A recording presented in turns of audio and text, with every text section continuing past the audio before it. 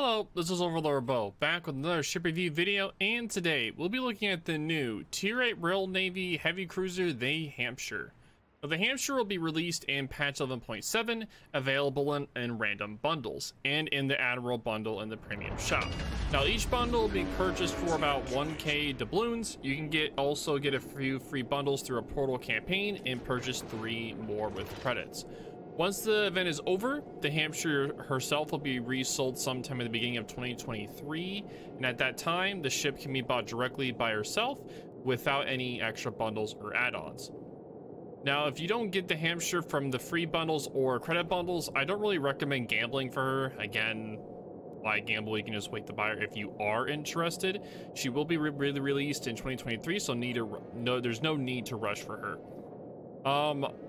I'm just gonna let you guys make your opinions about the ship. At the end of the video, I'll say my own opinions about the ship. Anyway, let's go on from there.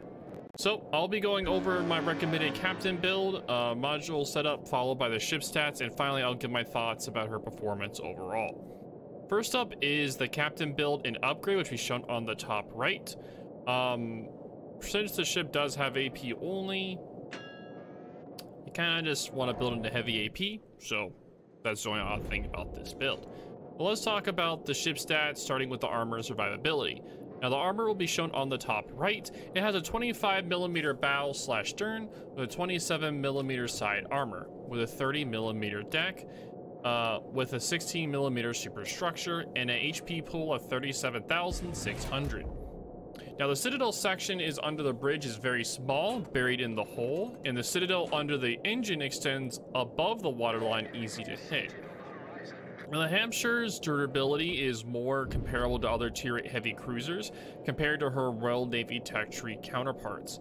Though the Citadel is very small and concentrated under the smokestacks, it's still very exposed and vulnerable to any cruiser AP or larger. The large bow section also takes significant damage when bow into enemies. While not uncommon for Tier 8 cruisers, lack of a heal means she will likely be severely damaged or crippled if she survives into late game. Overall, her survivability is surprisingly average for a Tier 8 cruiser. However, don't take this as a good benchmark, as Tier 8 cruisers are generally squishy with poor self-sustain. Next up is her main guns. She has 5 twin 203mm/50 guns with a 16-kilometer range and a 10.5-second base reload. It uses normal cruiser dispersion and a 2.0 Sigma. It has a 22.5-second 180-degree turret traverse. It can fire 34 degrees off of the bow and 29 degrees off of the stern. It has no HE, which I was saying earlier, and the AP shell damage is 4,350 with 249k AP DPM with a 14mm overmatch and a 60 through 75 degree ricochet angle with a .005 fuse, same as the Royal Navy light cruiser line. Now, the Hampshire guns can be thought of as mini Gibraltar or the heavy cruiser version of the Royal Navy light cruiser guns. Each Hampshire salvo will devastate poorly armored ships who fail to angle properly to her. Her super short fuse AP ensures she almost never overpens DDs and light cruisers. Combined with her heavy cruiser AP penetration, Hampshire can Citadel other cruisers at surprisingly long distances, or at the least deal heavy damage. Now, the dispersion will be shown on the top right. Now, her amazing AP comes at the cost of having no HE whatsoever. The Hampshire will struggle against any opponent that angles to her, a notable issue if you don't have allies to create crossfires. Now, heavily armored ships like the Flat can present a problem, as Hampshire struggles to find a section to armor her AP can penetrate. Overall, Hampshire's guns excel at punishing broadsides, especially on DDs and light cruisers, where other ships may get overpens instead. However, she will be equally punished when fighting against angled opponents, as she becomes almost incapable of damaging them. Moving on, let's talk about her secondaries. For the secondaries, you get 6 twin 102mm 45 guns with 1500 HE damage, 3-second reload, and a 6.6 kilometer range, with a 6% fire chance. It does have a normal secondary dispersion, aka terrible. Like every other cruiser, Hampshire's secondaries are almost completely irrelevant. Their low effective damage output means enemies can outright ignore them if they haven't been blown up already.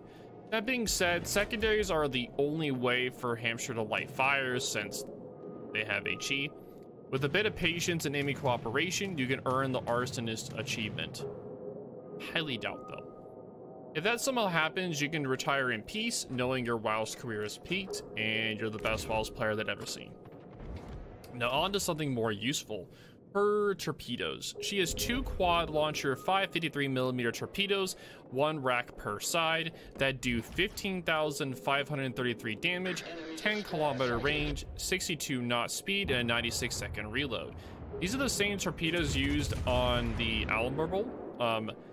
Like her Tech Tree cousin, Hampshire's torpedoes are not expected to see significant use, mostly reserved for the rare close combat or even point-blank torpedo rushes. Now, as you can see in part of the video, I was able to, in a cunning position, get torpedoes at someone that was chasing me. You can also do that there as well, since you do have a 9.7 concealment. Now, in those scenarios, the torpedoes perform adequately, but won't kill most of full health HP BBs. Now, next up is her anti-air. She has 3 inner plus 1 outer flak, with a long-range anti-air of 5.8, which is 74, mid to 249, and near up to 73. Now, Hampshire's anti-air is merely average at best, being propped up by her permanent access to DFAA. While her AADTS values look good on paper, they're concentrated under 2.5 kilometers. Enemy CVs will have no issue getting strike-offs, as rockets and TVs only spend a few seconds in her effective AA bubble. She fares better against dive bombers, but again, the range is too short to reliably prevent any strikes getting through. It just means the CV loses a few more planes. Now, for DFAA can shoot down a few more planes, but don't expect it to help unless the CV blunders into your flak somehow. Overall, the Hampshire's anti-air is good versus tier 6 CVs, but like other tier 8 cruisers will struggle against competent tier 8 and tier 10 CV planes. Now, for the anti-sub capabilities, you get a maximum charge of 2, with the number of depth charges per attack being 3, with the damage being 1600, and it has a reload time of 45 seconds and a range of 7 kilometers. This is the same ASW airstrike given to all the other Royal Navy heavy cruisers, basically low damage but safe and easy to use.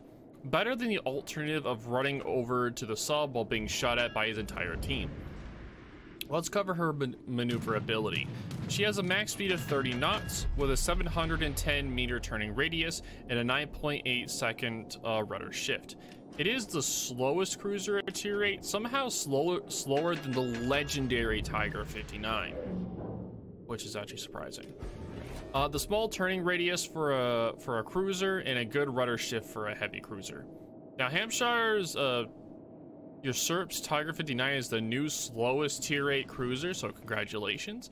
It's actually being outsped by many high tier 8 EVs. This is quite concerning as she can't easily escape from enemy threats. On the bright side is her concealment, which is the surface attack of base being 12 kilometers and aerial detection, which is 7.6 kilometers, but the best surface is 9.7 and the best air is 6.1. Like other Royal Navy ships, Hampshire's concealment is good for her tier. 9.7 kilometer surface lets her outspot all but a handful of light cruisers, useful for her ambushing their broadsides with AP and then running away. The concealment also gives more freedom in positioning, though this is held back by her slow speed. Finally, here is the consumables available to Hampshire. You get a standard cruiser damage control party with a 5-second immunity period and a 60-second reload time. It has a standard cruiser hydroacoustic search with 3 base charges and 4 with superintendent. It has a 5 kilometer ship detection, 3.5 kilometer torpedo detection, 100-second duration and 120-second cooldown. It has a standard DFAA with 4 charges base and 5 with Superintendent that gives plus 50% continuous damage, plus 300% flak damage with an active time of 40 seconds and a reload time of 80 seconds. Now for the spotting aircraft, you get 4. You can pick between spotting aircraft or fighter. I assume I would definitely pick the spotting aircraft. You get 4 base charges and 5 with Superintendent, which gives a plus 20% main battery firing range, is active for 100 seconds, and a reload of 240 seconds. Now for the fighter charges, you get 3 with the base charges, 4 with Superintendent, which shoots down up to 3 aircraft. It has an active time of 60 seconds and a cooldown of 90 seconds. Now that I've covered the Hampshire's stats, I'll now talk about the overall performance. For the overall impression, like overall performance and my overall impressions of the ship, I'd say the ship has a very high skill floor and a high skill ceiling. Hampshire is the Royal Navy Tier 8 Premium Heavy Cruiser, available through bundles in the patch 11.7 or for direct sale in early 2023. She is somewhat similar to her Tier 10 counterpart, the Gibraltar, smashing DDs and cruisers with her powerful short fuse AP. With a relatively low detect radius, Hampshire can get close to maximize her chances of hitting.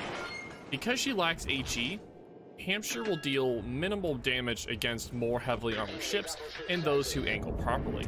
Her defense doesn't inspire confidence either. Lacking a heal and having a fairly exposed, though relatively small Citadel, her slow speed only compounds this issue, sometimes too slow to keep up with the push or running away from faster BBs. This makes Hampshire more of a one-trick pony, being very effective against specific ships, but relatively easy to deal with other ships or even at the right tactics. Overall, Hampshire is effectively the Tier 8 version of Gibraltar, though she has powerful AP and ends up sacrificing too much for it. Her long-term survivability and slow speed makes her relatively easy to deal with once you understand her gimmick. Now for randoms, I say it's mediocre. She heavily preys on finding angles to punish enemy broadsides. While this is nice, she lacks the versatility that HE provides if the enemy wisened up to her gimmick. For ranked, I'd say poor, though Hampshire likes nuking DDs at the start of the match. Fighting 3 BBs that shrug off her AP not conducted to earning her star. For clan battles, if it's Tier 8, unlikely to see use. Hampshire is too fragile due to her high Citadel and lack of sustain. Even though her guns are effective against DDs, she is still vulnerable to a DD wolf pack due to her slow speed.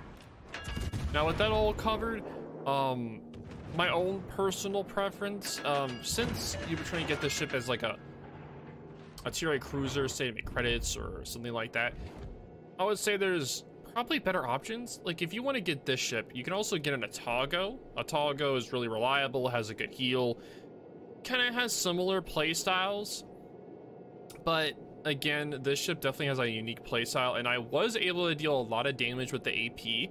But the problem I was having consistently is that it was just really difficult to keep the ship afloat. It didn't have a heal. Once you fired, you had a long kind of waiting period to be able to go dark. But pretty much if any battleship hits you, you're kind of like, you're kind of screwed. Again, while the Atago, you can kind of sit at further range, use more HE. Kind of the same with the mains. You can sit further back, while this ship you kind of have to be a little bit closer with it to get effective use of the AP. But again, that is going to be it. If you guys have any questions or concerns, definitely leave them down in the comments down below. But this is OverlordBou, and I will talk to you all later.